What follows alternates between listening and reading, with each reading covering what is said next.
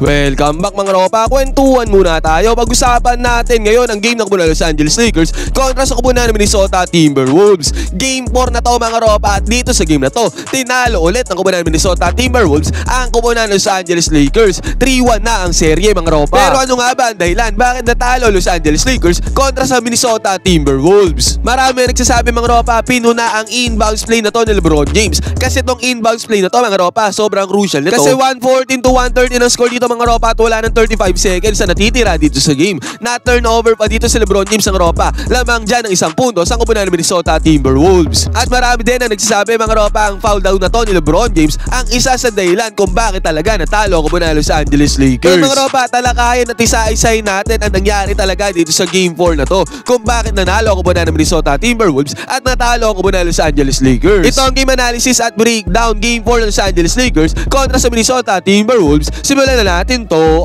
Okay, game. Ngayon mga ropa, dito na tayo magsimula sa may 4th quarter. 94 to 87 nag-start ang 4th quarter na to. Ibig sabihin mga ropa, may 7 points sa kalamangan pa ang kupunan ng Los Angeles Lakers pag i-start ng 4th quarter. Actually mga ropa, pag start nga ng 4th quarter na to, nakatirada agad si Austin Reeves ng 3-pointer. Ibig sabihin mga ropa, naging 97 to 87 ang score. Lamang ng 10 points dyan ang kupunan ng Los Angeles Lakers. Pero si Anthony Edwards kasi mga ropa, sobrang halimaw dito sa game na to. Gumamit nga siya ng high screen dyan mga ropa, at sa high screen na yan, in-up separation kagad ang gawa dyan ni Anthony Edwards para pumukol lang top of the key 3-pointer. Pumasok naman yan mga ropa. Take note, si Anthony Edwards ay nagdala ng tumatagintag na 43 points dito sa game na to. At si Austin Reeves naman mga ropa, sinubukan niyang bumawi sa 3-pointer ni Anthony Edwards. Yun nga lang mga ropa, hindi nakabawi dyan si Austin Reeves. At agad mga ropa, sa pagkakataon na to, Anthony Edwards ulit ang mahawak ng bola dito. At pansinin natin, si Rui Hachimura ang bumabantay sa kanya dyan. Naka-atake naman si Anthony Edwards dito mga ropa, pero nagbintes ang tira niya dyan. At sa kabilang banda mga ropa, sa kupunan ng Los Angeles Lakers, kumapos ang tira dito ni Luka Doncic mga ropa, pero nakuha naman nila ang offensive rebound dyan. Na-foul si Luka Doncic sa second attempt mga ropa. Naipasok naman niya ang free throws mga ropa, kaya sa pagkakataon na to, 10 minuto mahigit ang natitira din sa game. 99 to 90 ang score. 9 points pa ang hawak na kalamangan dyan ng kupunan ng Los Angeles Lakers. Ngayon mga ropa, ini-emphasize ko yung score dito, 99 to 90. Isipin nyo mga ropa, 9 points pa ang hawak na kalamangan dyan ng kupunan ng Lakers. Pero sa uli nga mga ropa, ay nagawa pa rin silang talunin ng kupunan ng Minnesota Timberwolves. At sa possession na to ng kupunan ng Minnesota Timberwolves ang ropa, good defense ang ginawa dito ng kupunan ng Los Angeles Lakers. Nakaswipe pa dyan si LBJ mga ropa para sa steal. Yun nga lang mga ropa, hindi na i-convert ni Luka Doncic sa kanyang teardrops na to. Easy 2 points na sana to para sa kupunan ng Lakers mga ropa, pero nagmintes pa din dyan si Luka Doncic. At ito agad mga ropa, back-to-back possessions nga, good defense ang ginawa dito ng kupunan ng Los Angeles Lakers. Ang problema nga lang kasi, hindi talaga nila na i-convert into points yung good defense na yan. Naputokan sila ng 24-second shot clock violation dito mga ropa, at dahil dyan, possession ulit ng kupunan ng Minnesota Timberwolves. Take note mga ropa, 99 to 90 pa rin ang score dito sa may 4th quarter. Another good defense ulit ang ginawa dito ng kupunan ng Lakers mga ropa. Yun nga lang sa rebound na yan, nagkaroon ng loose ball foul dito against kay Austin Reeves. Nasiko sa mukha niya si Austin Reeves mga ropa, pero siya pa din ang tawagan ng foul. At sa loose ball foul na yan mga ropa, against si Anthony Edwards sa mayang ng bola dito sa may ibabaw.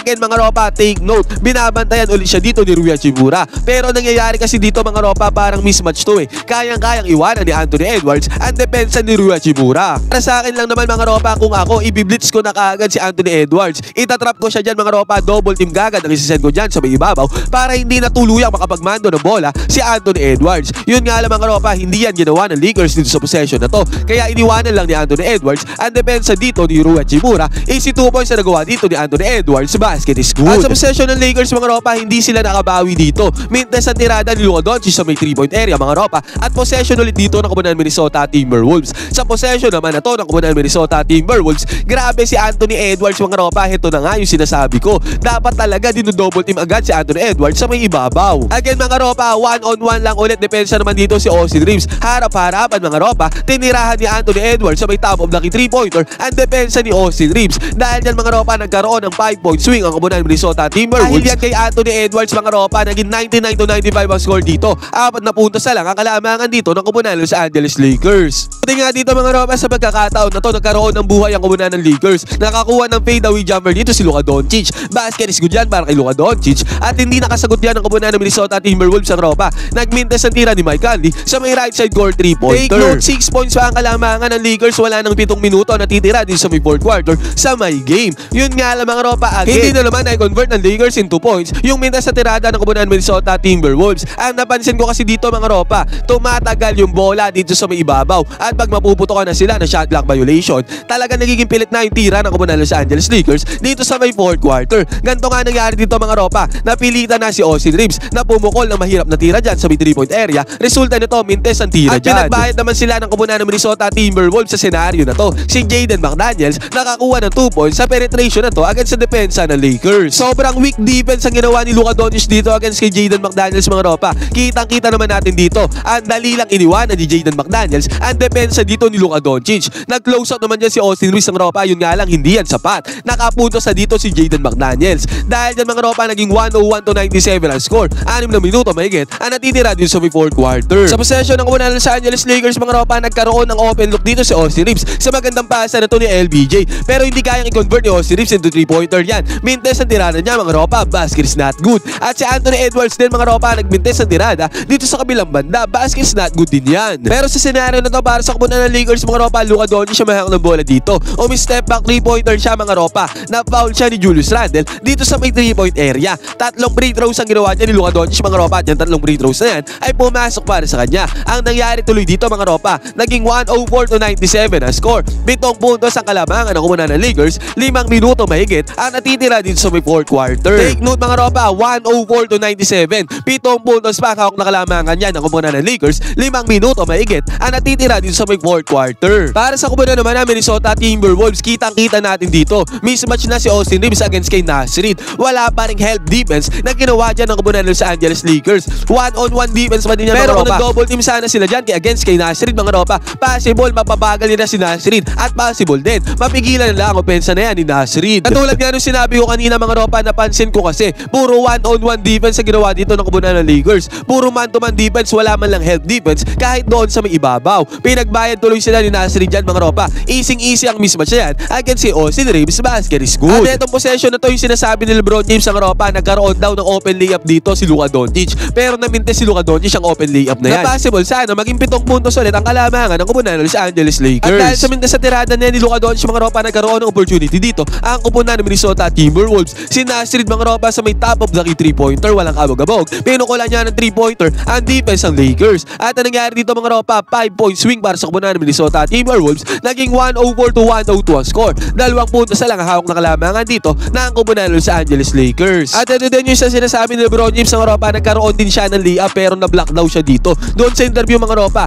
binanggit niya yung layup ni Luka Doncic at tong layup niya na to mga ropa, nagmintes siya dyan. At yung mintes sa tiran ni LBJ na yan mga ropa, nag-open up to sa opportunity. Na-foul dito si Anthony Edwards. 3 free throws mga ropa, wala ng 4 na minuto ang natitira dito sa game. 3 free throws mga ropa, dahil bigla ang lumamang kupunan ng Minnesota Timberwolves. 105-104 ang score dito mga ropa, na kung saan kanina 7 puntos pa ang hawak na kalamangan ng kupunan ng Los Angeles Lakers. Nakuha naman ang crucial 3-pointer dito si Rui Hachimura mga ropa, pero yun nga lang, agaran naman niya binawi ni Naz Reid dito ulit sa may top of the key 3-pointer. Grabe nga si Naz Reid mga ropa, sobrang crucial ng mga tirada na ginagawa niya para sa kupunan ng Minnesota Timberwolves. Dahil dyan naging 108-107 ang score mga ropa, 3 minuto na lang ang natitira dito sa crucial game na to. At sa possession ng kupunan ng Lakers hindi nakapag-convert dito si Luka Doncic ng kanyang tirada. Ganon din naman ang kupunan ng Minnesota Timberwolves ang ropa, hindi sila nakapag-convert ng puntos dyan. At again mga ropa, possession dito ng kupunan ng Lakers. Heto, sayang tong possession na to kasi nagkaroon ng opportunity dito si Luka Doncic na ma-open dito sa may 3-point area. Yun nga lang, pinasa niya yung bola papunta kay Austin Reeves.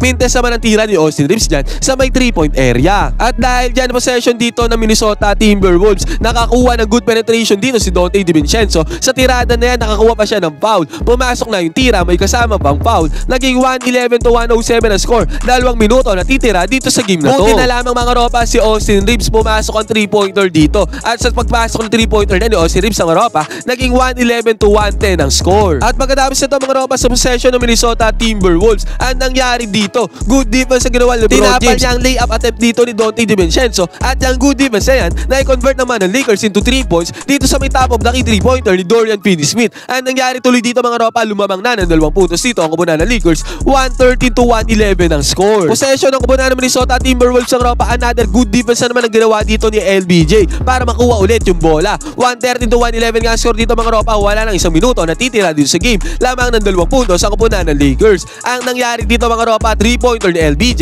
hindi niya naipasok yung 3-pointer na yan. Bola ulit ang kupunan ng Minnesota Timberwolves. Masaklap dito para sa Lakers mga ropa, na i-convert ng Minnesota Timberwolves into points yung possession na yan. Walang depensa doon sa may ilalim kumat si Jaden McDaniels. Humabol dyan sa depensa ang Lakers, nakakuha pa ng foul dyan si Jaden McDaniels. Pumasok na yung tirada, may kasama pang foul. foul. Naging 114 to 130 na score mga ropa. 33 seconds ang natitira dito sa game na to. At ito yung crucial mistake na ginawa ni LBJ mga ropa. 33 seconds nga natitira. Lamang na isang puntos dito Minnesota Timberwolves. Nag-turnover dito si LeBron James ang ropa. Malamya ang pasa ni LBJ para makuha pa ng kubunan Minnesota Timberwolves ang bola. Sobrang crucial ang turnover to ni LBJ mga ropa. At dahil sa turnover na yan, naging bola nga ng kubunan Minnesota Timberwolves. Ang nangyari pa dito mga ropa, umatake si Anthony Edwards at sa atake na yan, swipe ni LBJ yung bola. Yun nga lang mga ropa, challenge siya ng kubunan Minnesota Timberwolves. At later on mga ropa, naging foul ang tawag dyan kay LeBron James. Kamay pala ni Anthony Edwards at tinamaan dyan ni LeBron James. Nag-free throws dito si Anthony Edwards. Dalawang free throws yan mga ropa. Parehong naipasok ni Anthony Edwards. Dahil dyan naging 116 to 130 na score. 3 puntos ang kalamangan dito ng kubunan Minnesota Timberwolves. Wala nang 10 segundo na titira dito sa game. Mayroon pang isang tira dito ang kubunan ng Lakers. Yun nga lang mga ropa, hindi na nila na-convert ang 3-pointer. At ang ending niya, natalo pa sila ng kubunan ng Minnesota Timberwolves na kung saan mga ropa halos buong 4th quarter ay lumamang sila sa kubunan ng Minnesota Timberwolves at doon sa huli, tinalo pa sila.